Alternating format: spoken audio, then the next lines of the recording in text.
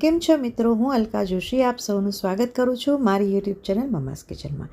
આજે હું તમારી સાથે શેર કરીશ મોરસની ભાજીની રેસીપી, જેને દરિયાઈ ભાજી કે ખારી ભાજી તરીકે પણ ઓળખવામાં આવે છે. આ ભાજી ફક્ત ચોમાસામાં જ મળે છે અને ખાસ કરીને સાઉથ ગુજરાતના દરિયાકાંઠે અને મહારાષ્ટ્રના દરિયાકાંઠે ઉગે છે. દરિયાકાંઠે ઉગતી હોવાના કારણે આ ભાજીનો સ્વાદ નેચરલી ખારો હોય છે, એટલે તેને ખારી ભાજી કહેવામાં આવે છે. દીકરીઓ જ્યારે મોડા વ્રતનું વ્રત કરે ત્યારે આ ભાજીમાંથી વિવિધ પ્રકારની વાનગીઓ બનાવી તેને ખવડાવી શકાય છે. આ ભાજી ફક્ત વ્રતમાં નહીં, પરંતુ જ્યારે પણ આ ભાજીની સિઝન હોય ત્યારે દરેક વ્યક્તિએ અવશ્ય ખાવી જોઈએ. આ ભાજીને મેં ખૂબ જ સારી રીતે ધોઈ લીધી છે. તે દરિયાકાંઠે ઉગતી હોવાથી તેની અંદર ખૂબ જ પ્રમાણમાં કચરો અને માટી હોય છે. તેને બરાબર 4 થી 5 પાણીથી ધોઈ સાફ કરી કોરી કરી અને તેના આવી રીતે તેના પાન ચૂંટી અને તેને અલગ કરવાના હોય છે.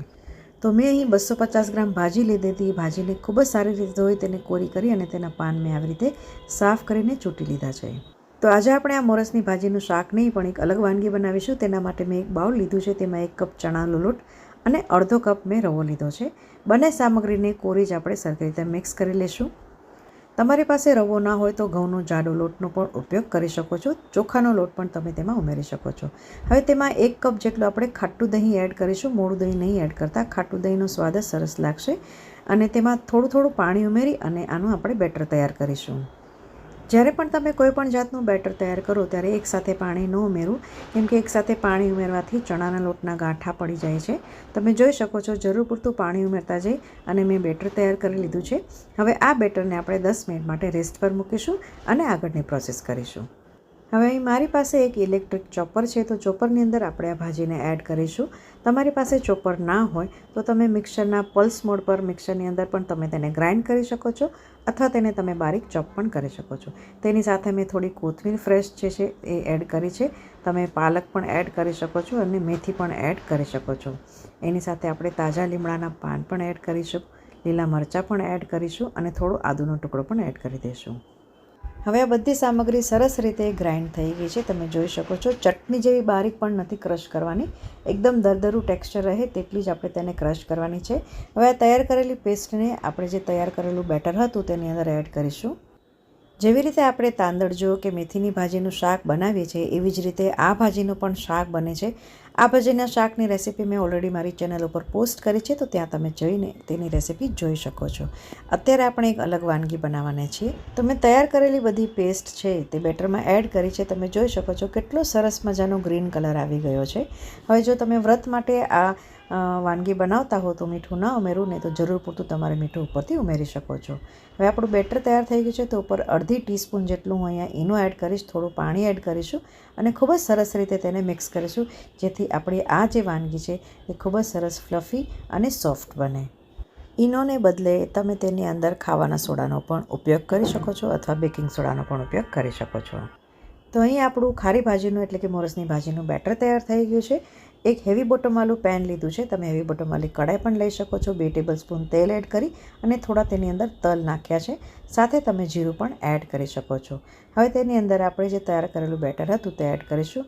અહીં લગભગ 3 ચમચા જેટલું હું બેટર એડ કરીશ. થિકનેસ તમે તમારા ટેસ્ટ મુજબ વધારે કે ઓછી રાખી શકો છો. આ જ બેટરમાંથી તમે પુડલા પણ એટલે કે ચીલા પણ બનાવી શકો છો. હવે તેની ઉપર આપણે ઢાંકી અને 5 થી 7 મિનિટ માટે કૂક થવા દઈશું. તમે જોઈ શકો છો 5 થી 7 મિનિટ થઈ ગઈ છે. નીચેથી એકદમ સરસ મજાનો બ્રાઉન કલર આવી ગયો છે. ઉપરથી પણ તે સરસ મજાનું કૂક થઈ ગયું છે. તો તેને હળવા હાથે આપણે પલટાવી અને બીજી બાજુથી પણ આપણે તેને કૂક કરી લઈશું. તો હવે તમને ખ્યાલ આવી જ ગયો હશે કે આપણે શું બનાવ્યું. આજે આપણે બનાવી છે મોરસની ભાજીનો હાંડવો. ખૂબ જ સ્વાદિષ્ટ લાગે છે. તમે ચોક્કસથી ટ્રાય કરજો. આ મોરસની ભાજીનો ઉપયોગ કરી તમે ફરાળી હાંડવો પણ બનાવી શકો છો અથવા ફરાળી ચીલા પણ બનાવી શકો છો. ખૂબ જ સ્વાદિષ્ટ લાગે છે તે પણ. હવે બંને બાજુથી આપણો આ મોરસની ભાજીનો હાંડવો તૈયાર થઈ ગયો છે. એકદમ સરસ મજાનો બ્રાઉન કલર આવી ગયો છે. તમે જોઈ શકો છો કેટલો સરસ લાગે છે. તેને ગરમા ગરમ ચટણી, દહીં કે કેચઅપની સાથે તમે તેને સર્વ કરી શકો છો. તો ચાલો હાંડવાને આપણે કટ કરીને પણ જોઈ લઈએ કે તેનું અંદરથી ટેક્સચર કેવું આવ્યું છે. ખૂબ જ સરસ સોફ્ટ, ઉપરથી એકદમ ક્રિસ્પી અને અંદરથી સોફ્ટ આપણો આ હાંડવો તૈયાર થયો છે. તો આ હાંડવો તમે ડિનરમાં, બ્રેકફાસ્ટમાં કે લંચ બોક્સમાં પણ બનાવી શકો છો.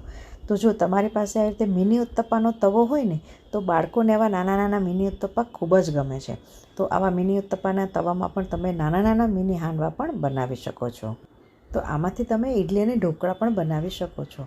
તો આ વખતે જ્યારે તમારી દીકરીઓ મોડા વ્રતનું વ્રત કરે ને ત્યારે તેને ફક્ત ખીર અને રોટલી ના ખવડાવતા આ મોરસની ભાજીમાંથી આવી વિવિધ વાનગીઓ બનાવશો ને અને તેને આપશો ને તો દીકરીઓ ખૂબ જ ખુશ થઈ જશે.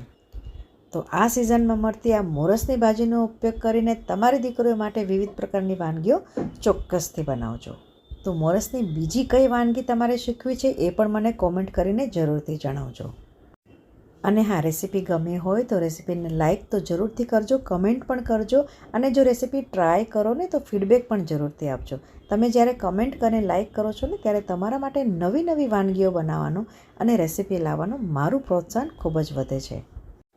તો ચાલો મિત્રો, ફરી મળીશ એક નવી રેસીપી સાથે. ત્યાં સુધી હેપી કુકિંગ.